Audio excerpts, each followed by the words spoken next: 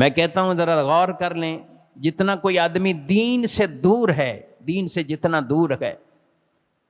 تو آپ دیکھ لیجئے گا وہ دنیا سے بھی دور گئے، دنیا کے فوائد سے بھی دور گئے، ماں باپ سے بھی دور ہے، رشتہ داروں سے بھی دور گئے۔ یہ جو دلوں کے اندر والدین کا احترام ہے، بڑوں کی عظمت تعظیم گئے، رشتہ داروں کی آپس میں کوئی پیار محبت والا لگاؤ باقی ہے،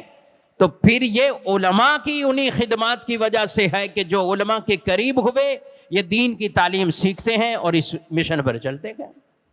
آج لوگ کہتے ہیں مسجدیں زیادہ نہیں بناؤ، مدرسے نہیں بناؤ۔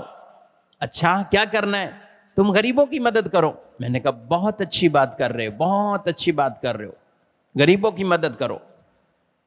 مگر اگر آپ سروے کریں، آپ دیکھیں جا کر کہ غریبوں کی مدد کون کرنے والے ہیں، میں کہتا ہوں سب سے زیادہ آپ کو وہی لوگ ملیں گے جو مسجدیں بھی بنا رہے ہیں، مدرسے بھی بنا رہے ہیں، وہاں سے یہ تعلیم حاصل کرنے اور باہر جا کر غریبوں کی مدد کر رہے ہیں۔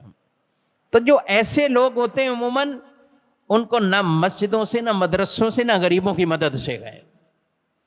انہوں نے ایک اپنے معیار سیٹ کیوں میں، کیوں کہ یہ مسلمانوں کے رشتے مسجد و مدرسوں سے کمزور ہو جائیں، علماء سے تعلق کمزور ہو جائے، تو جب یہ تعلق کمزور ہوگا پھر ان کے وار خوب ان پر چلتے رہیں گے۔ یہ تو ہم اللہ کا شکر ادا کریں کہ اگر توجہ ابھی بھی اسی طرف ہے اور ان فتنوں کے زمانوں سے ہم گزر بھی رہے ہیں، مگر پھر بھی الحمدللہ ان فتنوں سے اگر بچے ہوئے، عقیدہ سلامت، عمل سلامت، تو میں کہتا ہوں مبارک ہو آپ کو کہ آپ فتنوں سے بچے ہوئے۔